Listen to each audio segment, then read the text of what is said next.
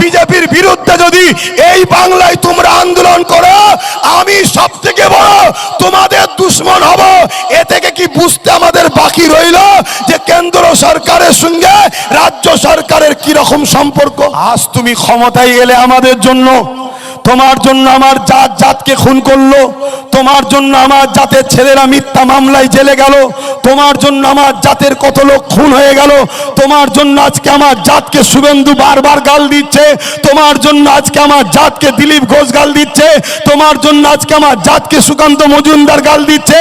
ও রাজ্যের সিএম, তোমার জন্য মুসলমান কি করেছে তুমি তো নিজেই বলেছো যে এদের জন্য আমি বেঁচেছি, এদেরকে তুমি দুধের গায়ে পর্যন্ত বলেছো, তারপরেও তোমার লাথি খেতে এরা গেছে কেন?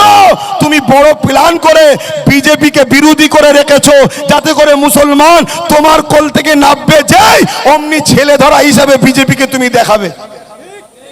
ছোটবেলায় আমার মায়েরা কি বলতো, যাস না ছেলে ধরা আছে।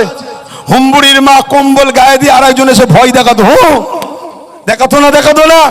রাজ্য সরকার বিজেপিকে এনে ইচ্ছা করে রেখেছে যাতে করে মুসলমান 30% হোক আর 35% হোক আর 40% হোক ফ্রিতে যেন আমার কোলে থাকে। এদেরকে যতই জুলুম করি না নাচারে পড়েও বলবে যাব কোথায়, একে ছাড়লেই তো বিজেপি চলে আসবে, বলছে না বলে না? কিন্তু দদগে মরার থেকে একবার লড়াই হোক সামনাসামনি, দেখি শুভেন্দু অধিকারী কত ক্ষমতা আছে, দেখি দিলীপ ঘোষের কি বলে সুকান্ত মজুমদার এদের কত ক্ষমতা আছে, আমরাও দেখতে চাই। তোরা শুধু ভারতীয় নয়, আমরাও ভারতীয়, কিন্তু চ্যালেঞ্জের সাথে বলছি তোদের থেকে আমাদের পূর্বপুরুষদের দেশের জন্য অবদান বেশি আছে, ঠিক না বেঠে? কিন্তু সেই আসবে, সেই বাংলায় বিজেপি একদিন আসবে। আজ আমি বলে যাচ্ছি মাইকে, তোমরা মিলিয়ে লিও, বাংলায় বিজেপি একদিন আসবে। কিন্তু কবে আসবে? যেদিন রাজ্য সরকার আমাদের হাতে পায়ে দড়ি বেঁধে কুরবানির পশুর মতো শুইয়ে দেবে, সেদিন আসবে। দেখেছেন না কুরবানির পশু কি হয়? মলি সাহেব সাইডে থাকে আর হাত পা বেঁধে জমিনে শুইয়ে দেয় অন্যজন। শুয়ানো যখন হয়ে যায় তখন মলি সাহেব ছুড়ালি এসে হাজির হয়। তখন কিন্তু কুরবানির পশু বড় বড় চোখ বার করে দেখে, যা রে আদর করে এই করলো, খড় খাইয়ে এই করলো, পানি খাইয়ে এই করলো, মাথায় হাত বুলোচ্ছিলাম, ভাবছিলাম বড় আপন, কিন্তু তো প্ল্যান মানি আমাকে বেঁধে ফেলেছে। রাজ্য সরকারকে দিয়ে আমাদেরকে বাঁধা হচ্ছে।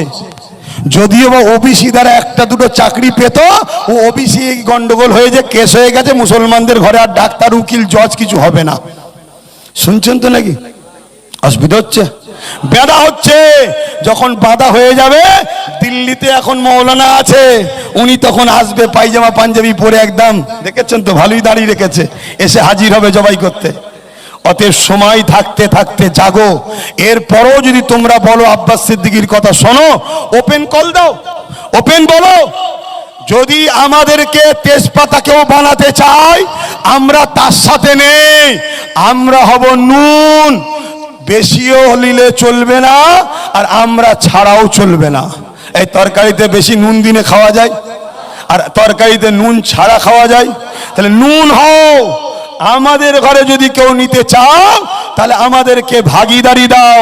3টে পায়া তোমার হাতে রাখো, একটা পায়া আমার হাতে থাকো। 2021 থেকে চিল্লাচ্ছি, আজকে যদি রাজ্য সরকারের 3টে পায়া থাকতো, একটা যদি আমাদের থাকতো, ওই পায়ায় বসে রাজ্য সরকার বলতে পারতো দিল্লি চলে যাও, তাহলে পা খুলে নিতাম। আমাদের 60-70-80টা যা থাকতো, আমরা আমাদের লোকগুলোকে সরিয়ে নিতাম, সরকার পড়ে যেত, তাহলে সরকার বলতে পারতো না দিল্লি চলে যাও। তাহলে আমরা যে শক্তি দ্বারা আমাদের অকাপ গেছে, ওই শক্তি আমাদের দখলের দরকার আছে না নাই? আমি মসজিদ মাদ্রাসার স্বার্থে বলছি, একজন ধর্মগুরু হয়ে বলা অধিকার আছে না নাই? দ্বিতীয় নম্বর কথা, যে আমাদেরকে ভাগিদারি দেবে বাকি জায়গায়, তার জন্য আমরা লড়বো, ঠিক না বেঠিক? কোনো জায়গায় আমরা 60%, কোনো জায়গায় আমরা 50%, কোনো জায়গায় আমরা 40%, কোনো জায়গায় আমরা 35%, কোনো জায়গায় আমরা 20%, কি আছে না নাই? তো বাকি জায়গায় সব পাই আমরা তাকে সাথ দেবো যে আমাদেরকে ভাগ দেবে একটা পায়ার। এই ঐক্যের দরকার আছে না নাই? দ্বিতীয় নম্বর কথা, এই আন্দোলনকে রুখতে গেলে সুপ্রিম কোর্টে কেস করতে হবে। 8টা রাজ্য কেস করেছে। তার মধ্যে তেলেঙ্গানা বলে একটা রাজ্য আছে যেখানে মুসলমান মাত্র 5%, কিন্তু এত মানবিক তারা কেস করেছে কেন্দ্র সরকারের কালাকানুনের বিরুদ্ধে। আর আমার রাজ্য সরকার সুপ্রিম কোর্টে কেস করেছে, কিন্তু যার বিরুদ্ধে মুসলমান এখনো গালিগালাজ করছে সেই নওশাদ সিদ্দিকী কিন্তু কেস করেছে। তাহলে আমাদের উচিত তার সাথ দেওয়া। ভুল বললাম নাকি? ভুল বললাম? কারণ আগামী দিন যখন কেউ বলবে দিল্লি যাও, কালকে তো বলতে পারে পাকিস্তানে যাও, তাহলে তোমার জন্য লড়বেটা কে? যে লড়বে, যে তোমার জন্য এখন সুপ্রিম কোর্টে কেস করেছে। এই যে বিভিন্ন রাজ্যে ছেলেরা কাজ করছে, এদের হয়ে রাজ্য সরকার কিছু বলেছে? কিন্তু নওশাদ হোম ডিপার্টমেন্টে চাকরি চিঠি করেছে, করে যতটা পারেছে রুকেছে। তাহলে ভাবা দরকার। আজকে ভেবে দেখো তো, নওশাদের সাথে যদি আরো 40টা লোক থাকতো এমএলএ, তাহলে আমাদের আজকের দিনে ভালো হতো না খারাপ হতো? তাহলে আরো 40টা কেস বাড়তো।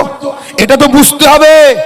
এটা যদি না বোঝো তাহলে আগামী দিন কিন্তু মনে রেখে দিও আমাদের জন্য ভয়ানক জিনিস অপেক্ষা করছে। দ্বিতীয় হলো কেস করতে হবে, কিন্তু কেস করে চুপ করে বসে থাকলে হবে না। কেন সুপ্রিম কোর্টেও কেস ছিল বাবরি মসজিদের, আমরা চুপ করে যাওয়ার জন্য আস্তে আস্তে রায়টা হলো সংবিধান বিরোধী। সুপ্রিম কোর্ট থেকে রায় বেরোচ্ছে সংবিধান বলুন বিরোধী, আস্থার উপরে রায় হয়ে গেল। 3 নম্বর হলো কি, কৃষকদের মতো আন্দোলন করতে হবে। কার মতো? কৃষক। আজ এই মঞ্চ থেকে আপনাদেরকে আওয়াজ তুলতে হবে।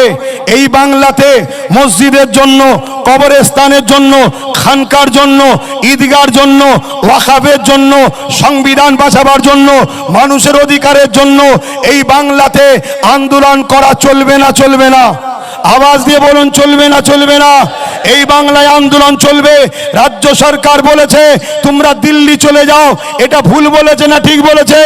রাজ্য সরকারের এই ভুলকে প্রত্যাখ্যান করে এই বাংলাতে আমরা আন্দোলন করব। এই বাংলাতে কেন্দ্র সরকারের বিরুদ্ধে আমরা কথা বলবো। এই বাংলাতে কেন্দ্র সরকারের, অপদার্থ সরকারের পতনের জন্য আওয়াজ তুলব। রাজ্য সরকারকে পাঞ্জাব সরকারের মতো সাথ দিতে হবে। যদি সাথ দেয় দিল্লি চলে যাও, এই কথাটাকে আমরা ভুলে যাব। এবং পাশাপাশি যদি আমাদের ভাগিদারিতে নেয় তাহলে আমরা ভুলে যাব, ভুলে গিয়ে এক হয়ে চলবো। যদি না ভাগিদারি দেয় আর যদি আন্দোলনে আমাদেরকে সাপোর্ট না করে, তাহলে আজকে মনে রেখে দিও, যারা আমার মসজিদের নয়, যারা আমার খানকার নয়, যারা আমার কবরস্থানের নয়, যারা আমার ঈদগাহ নয়, এ মুসলিম জাতি তারা কখনো আমাদের হতে পারে না, পারে না, পারে না। এটা তোমাদেরকে মাথায় রাখতে হবে। নচেত মনে রাখবে, ঘুমটা দিয়ে তোমাকে আমাকে ধ্বংসের দিকে টেনে নিয়ে যাচ্ছে। এটা যদি না জাগো, আগামী দিন তোমাদের বাচ্চারা তোমাদেরকে মাফ করবে না। বলো আমার সাথে কারা কারা এই কথাগুলোর জন্য একমত? হাত তুলে দেখাও। তোমরা একমত আমার সাথে?